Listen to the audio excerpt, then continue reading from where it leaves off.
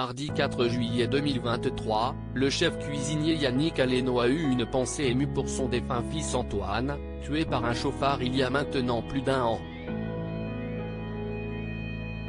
Il lui a ainsi rendu hommage en publiant un message déchirant sur Instagram. « Tu me manques mon fils. Que là-haut tu fêtes ton anniversaire. Je t'aime, nous t'aimons. » Ce sont par ces mots que Yannick Aleno a rendu hommage à son défunt fils Antoine mardi 4 juillet 2023 sur Instagram. Une date symbolique pour le chef cuisinier, étant donné qu'il s'agissait de l'anniversaire de son garçon. Pour mémoire, Antoine Aleno a été mortellement renversé par un chauffard le 8 mai 2022. Ce dernier conduisait une voiture volée lorsqu'il a violemment percuté le fils de Yannick Aleno dans les rues de Paris. Âgé de seulement 24 ans, Antoine Aleno était arrêté devant un feu rouge sur son scooter quand le drame qui lui a ôté la vie s'est produit. Finalement, les autorités ont arrêté l'homme qui serait à l'origine de la mort d'Antoine Aleno 3 jours plus tard. Le suspect fut ensuite mis en examen, avant d'être placé en détention provisoire.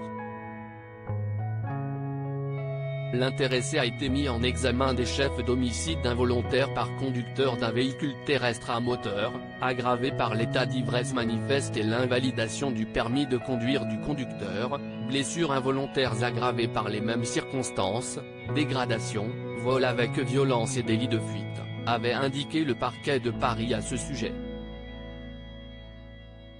Samedi 24 juin 2023, Yannick Aleno faisait partie des invités du dernier numéro en date de l'émission Quelle époque, diffusée sur France 2.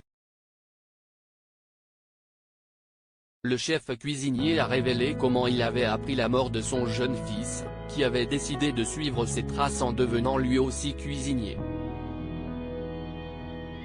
En fait, Yannick Aleno a été prévenu du drame par le maître d'hôtel de son propre restaurant. Il me dit, Antoine est en bas, ça ne va pas. Il est mort, a indiqué le chef cuisinier, tout en précisant avoir vu des choses qu'il ne souhaite à personne.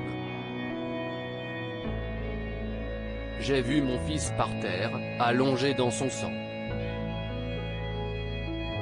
Une scène de chaos. Il y avait des voitures complètement enchevêtrées les unes dans les autres.